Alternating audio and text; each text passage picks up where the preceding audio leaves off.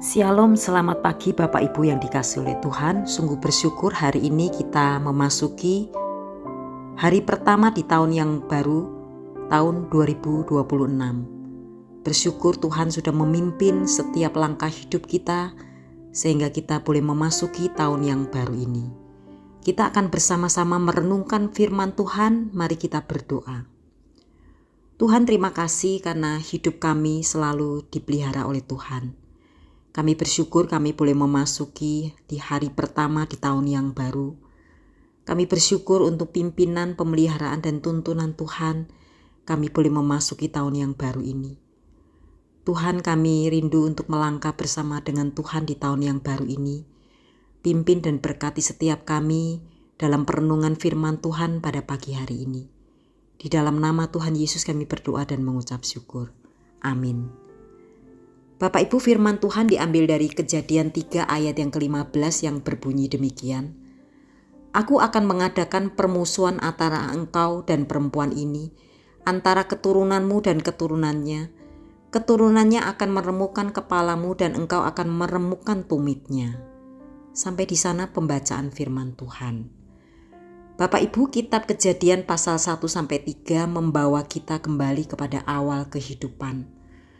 Alkitab dibuka dengan kalimat yang sangat sederhana namun penuh dengan makna. Pada mulanya Allah, dikatakan demikian. Sebelum ada dunia, manusia dan segala isinya, Allah sudah ada. Dialah pencipta dan sumber kehidupan, Bapak Ibu. Karena itu hidup manusia bukanlah kebetulan, melainkan ciptaan yang memiliki tujuan. Manusia hanya dapat menemukan arti hidup yang sejati ketika hidup dekat dengan Allah, mengasihi Dia, dan berjalan menurut firman-Nya. Bapak Ibu, Allah menciptakan manusia menurut gambar dan rupanya. Pada mulanya manusia hidup dalam hubungan yang baik dengan Allah, tanpa rasa takut, tanpa rasa bersalah, dan tanpa penderitaan. Namun hubungan yang indah itu rusak ketika Adam dan Hawa memilih untuk melanggar perintah Tuhan. Mereka lebih memilih mengikuti kehendak sendiri daripada taat kepada Allah. Sejak saat itu dosa masuk ke dalam dunia dan membawa akibat yang besar. Hubungan manusia dengan Allah rusak, hubungan dengan sesama menjadi penuh konflik, dan hati manusia dipenuhi rasa bersalah dan ketakutan. Bapak, Ibu, dan Saudara yang dikasihi oleh Tuhan, Kejadian pasal 3 menunjukkan kepada kita bahwa dosa adalah masalah terbesar manusia. Dosa bukan hanya tentang perbuatan salah, tetapi tentang hati yang memberontak kepada Allah. Akibat dosa bukan sekedar kesulitan hidup, tetapi keterpisahan dari Allah dan kematian. Dalam kondisi ini manusia tidak memiliki kemampuan untuk menyelamatkan dirinya sendiri, Bapak Ibu. Sebesar apapun usaha manusia, dosa tidak dapat diatasi dengan kekuatan sendiri.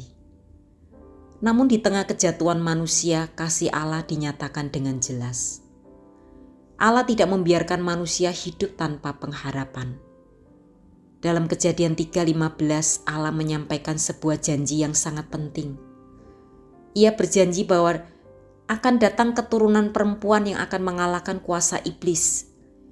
Janji ini menjadi dasar pengharapan bagi manusia. Walaupun manusia jatuh dalam dosa, Allah sudah merencanakan jalan keselamatan. Janji ini akhirnya digenapi di dalam Yesus Kristus. Sang Juru Selamat datang untuk mengalahkan dosa dan maut.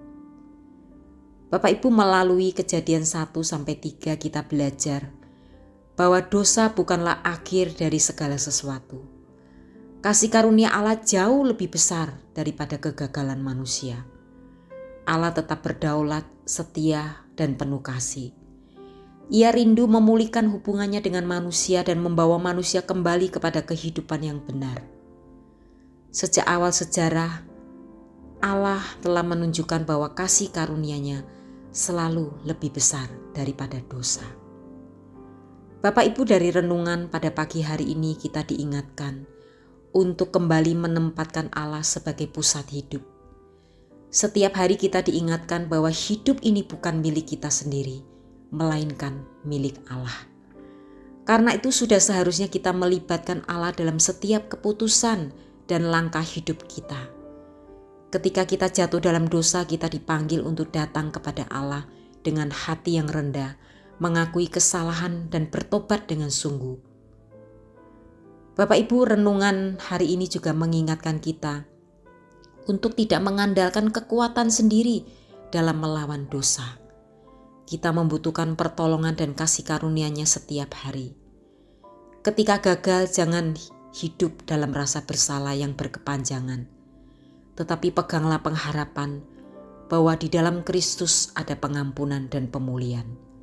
Sebagaimana Allah telah menunjukkan kasih karunia yang besar kepada kita, mari kita belajar untuk menyatakan kasih, pengampunan, dan kesabaran kepada sesama di dalam hidup kita setiap hari. Amin. Mari kita berdoa. Bapa, terima kasih firman-Mu di hari yang baru, di tahun yang baru ini. Kami diingatkan akan kasih Tuhan yang begitu besar. Hidup kami yang setiap kali, setiap hari melakukan dosa, tetapi selalu ada pengampunan dan kasih-Mu Tuhan. Tuhan, ajarkan kami untuk menjalani tahun yang baru ini, untuk selalu bersandar kepada Tuhan, memusatkan hidup kepada Tuhan, dan menaruh pengharapan kami kepada Tuhan. Agar hidup kami ke depan ini, 1 tahun ini, boleh kami jalani dengan kekuatan dan kasih karunia-Mu. Di dalam nama Tuhan Yesus kami berdoa. Amin.